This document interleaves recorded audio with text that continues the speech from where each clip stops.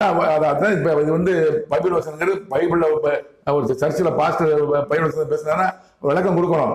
Pastor அவனால புரியாது, அதான் விளக்கம் சொல்றேன். நான் இதை சொன்னவர் தேவனாகிய கடவுள், இது பைபிள் வார்த்தை. அதுல பைபிள்ல வந்து பைபிள் பார்த்து ஆதியில் சொன்ன ராஜாக்களை பற்றி சொல்றாங்க.